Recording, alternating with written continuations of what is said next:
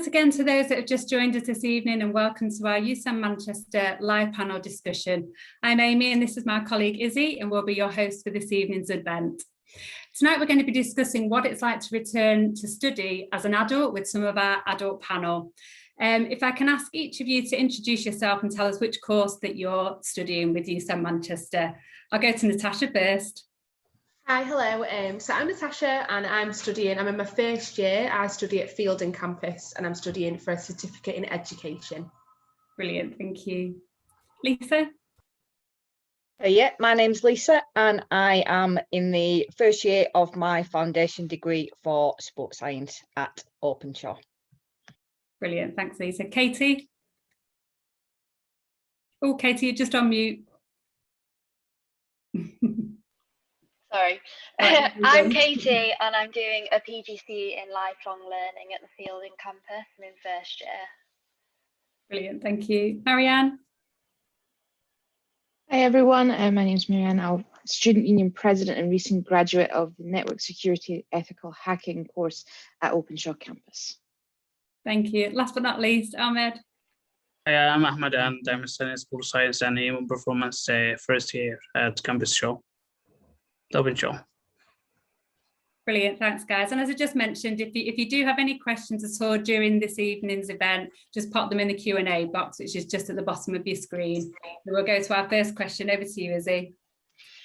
Thanks all for joining us. So yeah, like Amy said, if you do have any additional questions that we're not asking, feel free to pop them in the chat and we'll answer them as we go. So I'm going to come to you first, Lisa, on this one, but we'll go around and just get a bit of a suss it out for each of you. But what were you actually doing before you decided to return to education? I was actually working as a travel agent, which is completely different. Just decided that I would have a complete change of career. So now I started doing sports science. I've had quite a few jobs in the past, but nothing at all like what I'm doing now. So it's very exciting. It's very good. Fab. What about yourself, Katie?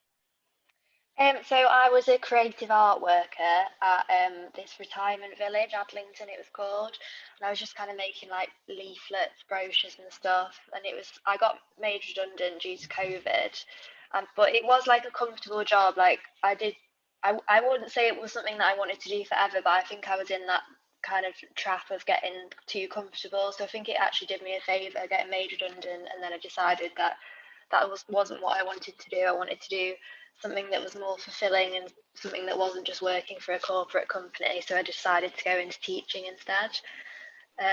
So yeah, I think it was a good decision to make whilst there wasn't really any other jobs going, so yeah.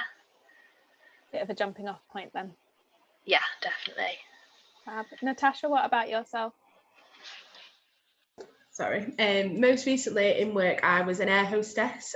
So I lived in Abu Dhabi, but then I came back and had my daughter, and that's what I've made the jump from, is being a stay-at-home mum to now I don't want to travel anymore for work. I want to be at home. So teaching obviously would fit really, really well around having a family, and just something that I could use my previous qualification from all those years ago, which teaching, fit in really well with that as well. Yeah, so is that looking to do teaching in like a college university setting? Yeah, I'm qualified in beauty therapy when I was a teenager, when I first left school, and it's just always been sat there, and then that's something that you can put towards teaching that subject for adult learners. So yeah, it's really going well so far. Fabulous. Marianne, what about yourself? Well, kind of like Lisa's sort of a complete change of career. I was working as a shop assistant just in the local Tesco's here in Manchester city centre, and decided I just wanted to do something different, actually get myself a degree and prove I could do it. So brilliant. And Ahmed, what about you? It's kind of like the same changing career as well. I mean, like I get a degree in engineering from Egypt and been working in Saudi for like 4 years, but I just realized it's not something really I want to do for the rest of my life. And when I moved to Manchester, my passion for sport and science is starting to increase. So I thought it's just really what I want to do. Brilliant. And then I might come to you again, Ahmed. What made you choose UCEN Manchester? I've been to Manchester College when I moved to Manchester, so been there for a year studying English, and I went to one day in the Openshaw campus, started to know about the sports science courses, and I just find everything there was nice, people was friendly. I just find it's the right course for me as well, and yeah. What about yourself, Katie? What made you choose UCEN? Well, I actually originally started the PGCE at Stockport College, and then they just didn't. It just wasn't what I expected. They had like a really bad course structure, and they were like, "You're the guinea pig for this new structure." And I was like, "I don't want to hear that." So I looked around at different places, and I looked around field, and then I just really liked the feel of it. And then I left my name at reception to speak to the tutor, and he just rang me back immediately, and he was really helpful, and they were just so organised in comparison to Stockport College, so I just decided to go there. Yeah. Brilliant. What about you, Natasha? Sorry, can you repeat the question? I'm just dealing with my little girl. No worries. This is what this panel's about, isn't it? Returning Definitely. to study as an adult. There's lots of other things going on, aren't there? So it was just about why you chose UCEN Manchester. Because I've worked for the Manchester College, which is in Northern Campus, in between doing different things, and I just kept my sort of contacts there. And when I knew I wanted to go back into teaching, I just spoke to my previous colleagues, and they said, "Oh, definitely pop into Fielding." So I went in. Someone called me back, like you said, Katie, straight away. It was super helpful, and it just was explained really easily how I could join the course, and it was just that was why, really. Brilliant. What about yourself, Lisa? During lockdown, I started doing my personal trainer qualification, and we had a Zoom call with Jeff, who's like the course tutor, and he had loads of information, really, really friendly. It is really small classes, so it's more like one-to-one than a big university where you've got like 200 people. So yeah, it's really good, and it's actually cheaper than going to university as well, which is an added bonus. That's what we want to hear. Lovely. And then Marianne, can I come to you on that one as well, finally? Yeah, of course. So just what everybody else has basically said. I sort of Googled like the course, and the class sizes was the first thing that sort of took me in, because I don't want to be just a face in a sea of faces. Like, the classes are so small that your tutors know if you need help instantly, whereas in a bigger university, I feel I would have just been maybe lost when I was struggling. And just the knowledge the staff had, like the tutors on the course are very knowledgeable. They've worked in the industry themselves on my course, so they've got that knowledge. So it was very attractive, and yeah, it was very close to home as well, which made it even more attractive. I didn't have a massive commute into the city centre as well. Yeah, well, that's it though, isn't it? It's, you're looking for different things when you're coming in as an adult, aren't you? And flexibility, convenience, they're kind of key things as well, but also knowing you're going to get that support. So I guess kind of going on that tangent, have any of you guys accessed some of the support offer, and how have you found that? I took some of the study skills seminars, they like Study Skills Live, just I think with February and March, just for sort of to do with referencing, note taking, like really like basic things that I didn't have to do when I was 17 studying, and I've not done in the meantime. Academic writing, just the note taking. Marianne, I think you were on the note taking. It was so useful. It's honestly, it taught me so much, just because I was writing down everything in those lectures, everything, and then I would never look at it again. So I really appreciated those, and they were online as well, so it fit in with just being at home. I could quickly just log on and watch the seminar. I didn't have to go anywhere. I didn't have to go into campus. So that was the support that I took, and that really did help. Yeah, fabulous. What about any of you other guys? Have you, even just by your tutors, have you been supported in that sense? I mean, the tutors have always been really supportive. I was really nervous about coming back because, as Natasha said, 17 was the last time I was out of school, and you don't need to do study and essay writing when you're stacking shelves in Tesco's. So it was something I'd never done before, and I felt very overwhelmed. And the tutors, as I said, just because the class sizes are so much smaller, they could recognise immediately that I was struggling, and they offered that support. They just said, look, do you need us to sit one-to-ones? There's the library support team that will help you with Harvard referencing.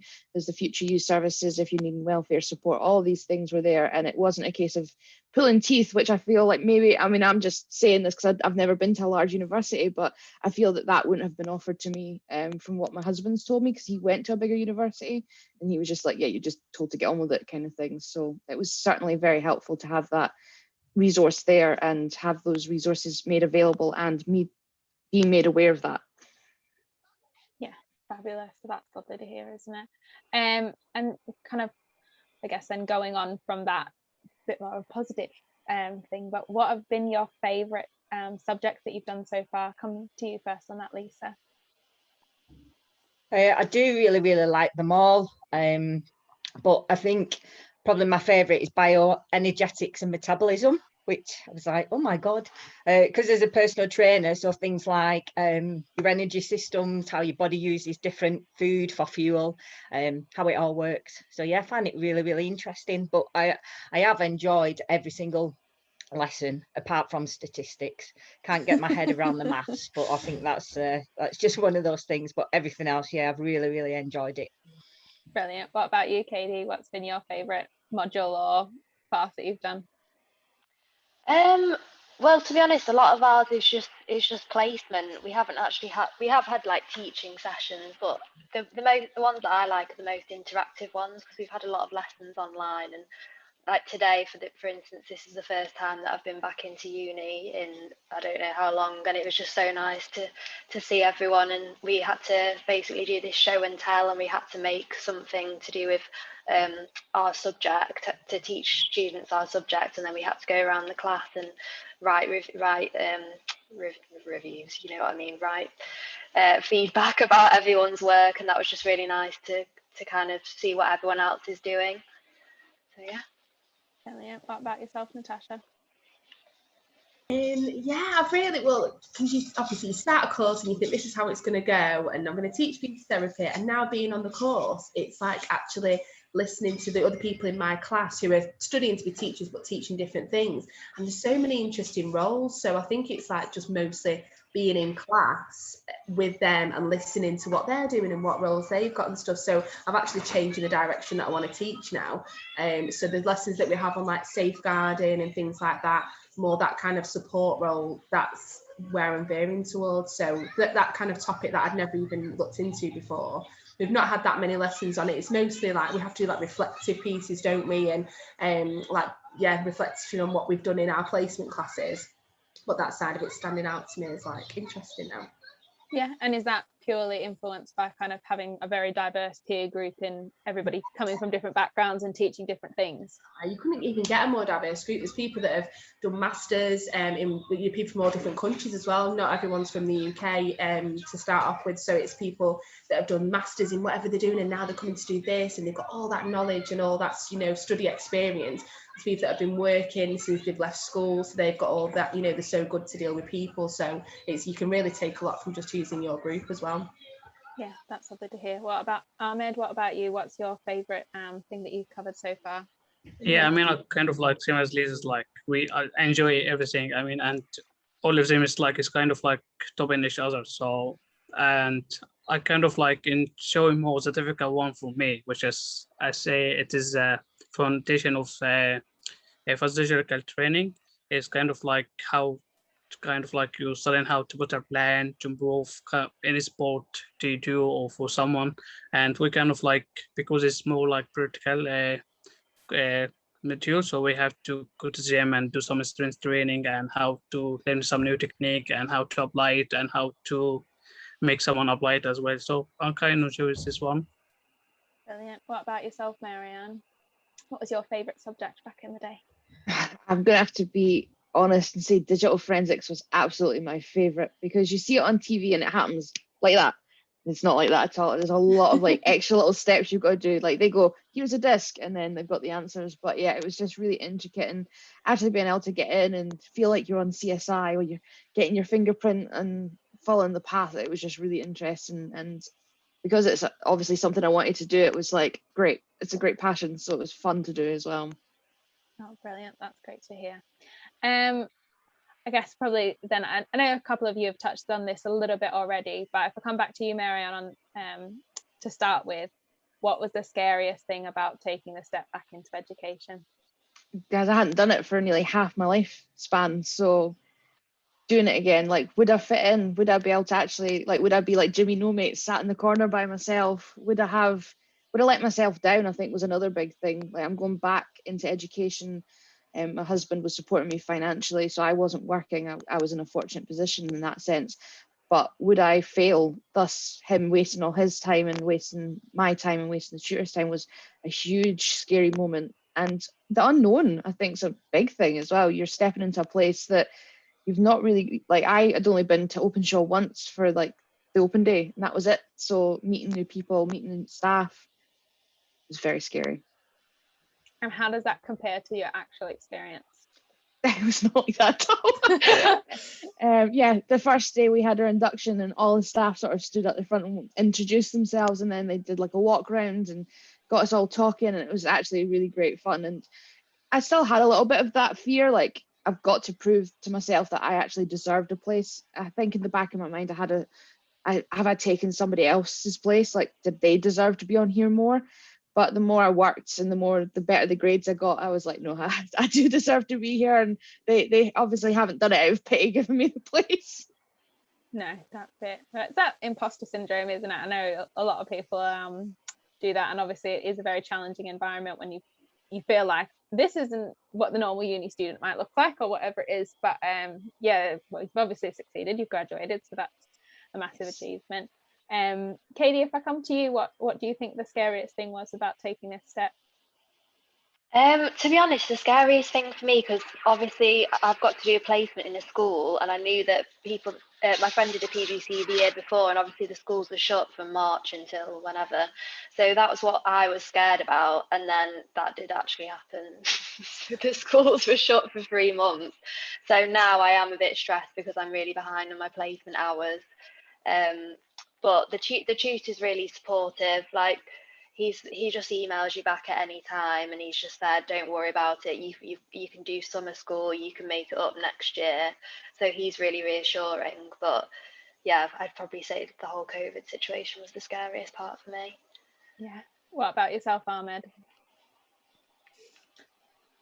Yes, it was kind of scary, like to leave what I have been doing before for years, and like and just get out my comfort zone and just do something different, which I never studied before. Just kind of like I've only just like What you're no interested in? knowledge about it. Yeah, and just like to take a decision and start learning again and go into the uni.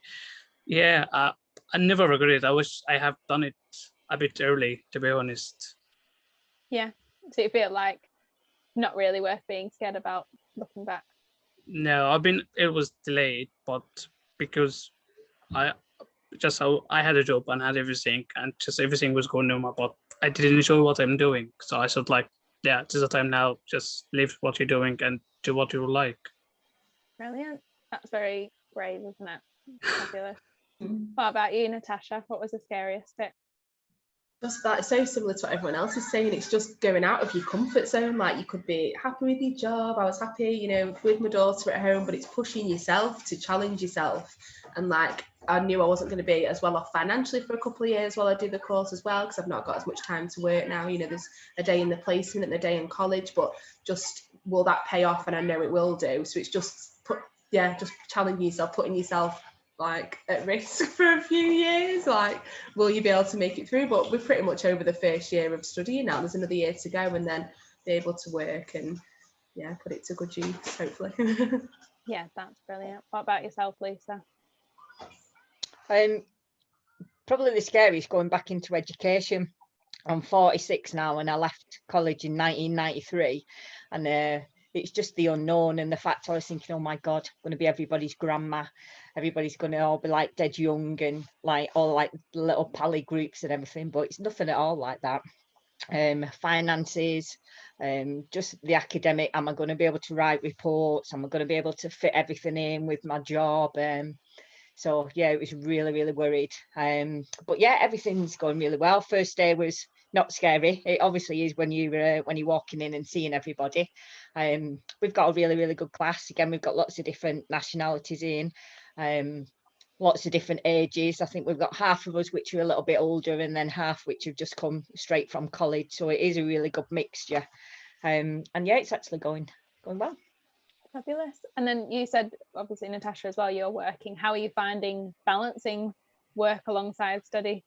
It's really good because, especially because it's the type of course that we're doing, you have to have that placement and that work experience, and that just makes the coursework easier for me and makes the assignments easier because we're in it, we're thrown right into it. We're teaching, like I started teaching in October, and I'd never stepped foot in a classroom before as a teacher, so it's all helping. And it's you have to do so many hours to get you the qualification.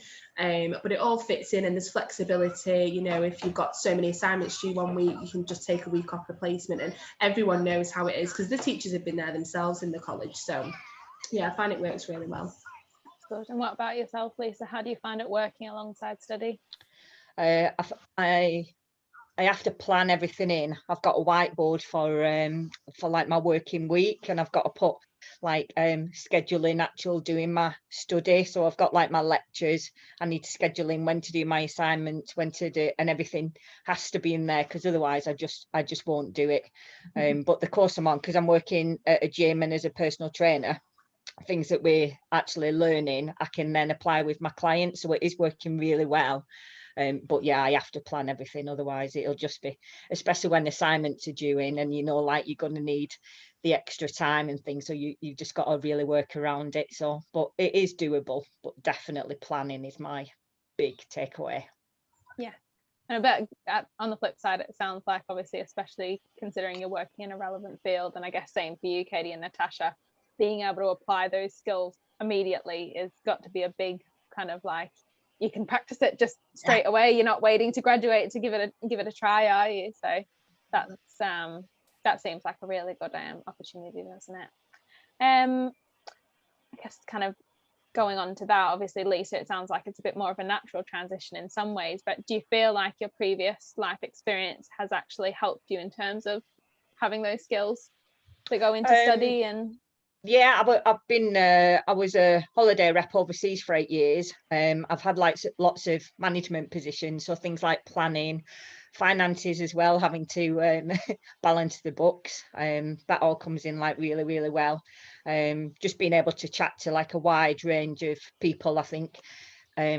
Different people like on the course all come from different backgrounds, and yeah, getting to know everybody. And but yeah, like work-wise, definitely time management is a big transferable skill, and technology as well. Some of the technology that I used before, especially during lockdown, now we're on like Teams and Zoom and things like that, which is completely different.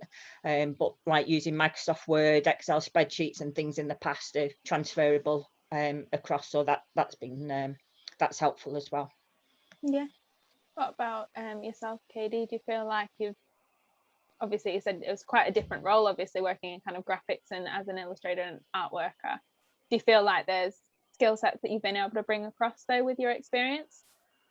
Yeah, definitely. Well, I'm doing my PGCE is to be an art teacher, so I've got the transferable skills there. But I'd say having that break from uni, because I only graduated in 2018, so I've only had like 2 or 3 years break. But just having that short break in the industry, building those like you say, time management skills, just general people skills, and just I don't know, you kind of come out of uni a bit like you've got the degree, but you don't really have any kind of, it's the theory is there but the practical side isn't. So I think it's really good to have that break and kind of refresh, and then it's like you're ready to go back and learn in education, and you've learned from your mistakes. Because I know that I was pretty disorganized at uni and I just left everything to the last minute, but now I've had that break, I'm like, feel like I'm so much more organized, and I'm like, I'm not going to do what I did last time, I'm going to do it all as I go along, and that's definitely helped for me. Bit of a shift in mindset. Yeah, definitely. What about yourself, Natasha? You're obviously balancing kids as well. Yeah, it's not easy. It's really, really not easy, because we have to isolate at the start of the year, and that's like not seeing any family, not going to nursery, not going to college, and it's those things that pop up that only being older now I can just deal with, and just rationalize everything and plan everything and work out it'd be fine. And it's just like knowing, like I was saying before, it's just knowing that it'd be like worth it. That gets you through. When I was younger, you go from school, you go to college, you just kind of follow the path that everyone does.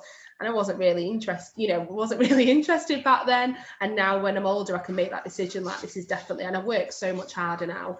because I've had that break and I've seen what it's like in the working world and what I've done and what I've achieved, and now to go further I need to do some academic studies now, so it's definitely helping me to be more focused. Brilliant. Fab. What about yourself, Marianne? Yeah, definitely. I mean, just reiterating what everybody's saying, like the getting out and having that experience and getting some sort of like maturity as well. I think I was very immature in high school, in college, and I just was like, oh, you know, I've got months, weeks, days till my assignments are due. Oh God, now I've only got an hour. So I think now I've matured a little bit more and I've realized you can't leave things to last minute. You do have to plan.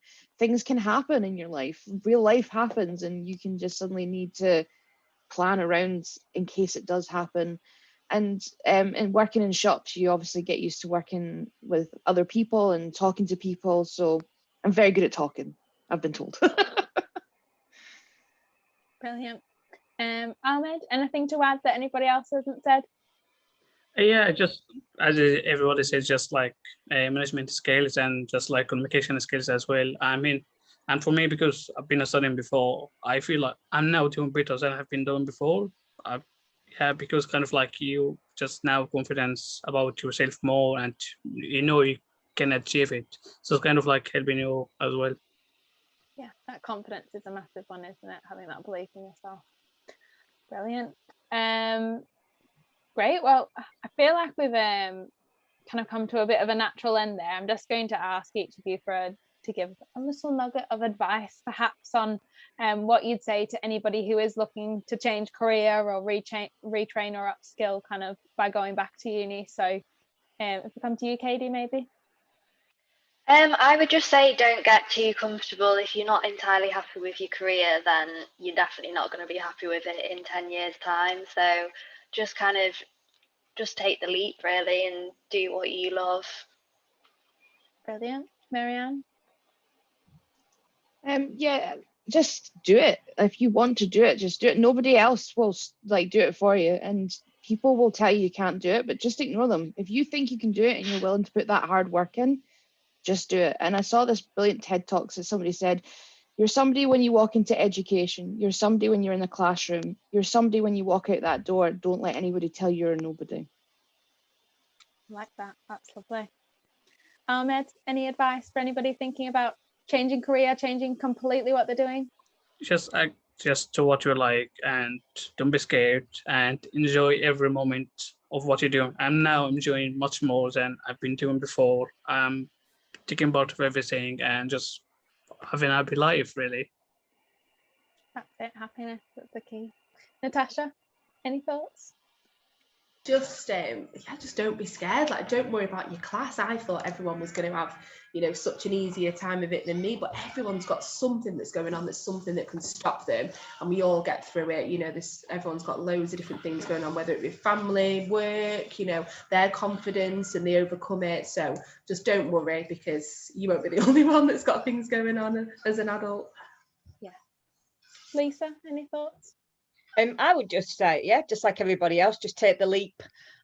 What's the worst thing that could happen? You've got all these opportunities that'll open up for you. The worst thing that would happen, you have to think of something else, but then you've tried, and it's amazing, all these wonderful things that'll open up and just completely change your life, make you happier, make everybody else around you happier because you're happy. Go for it. Brilliant. Love that. Well, thank you all very much. It doesn't look like we've had any questions in the Q&A, but if you do have any last minute ones, feel free to pop them in now and I'll just talk for a little bit longer. But just really want to say thank you to all our panelists. It's been so helpful having you on, and hopefully a really insightful session for our attendees.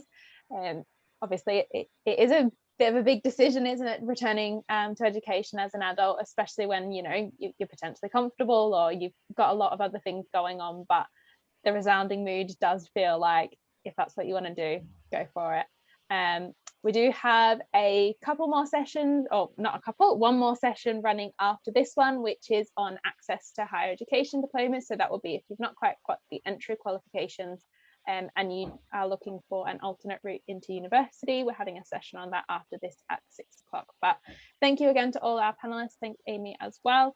Really appreciate you being on. And thank you all. Have a lovely evening. Thank you. You too. Thank you. Bye. See you later. Bye.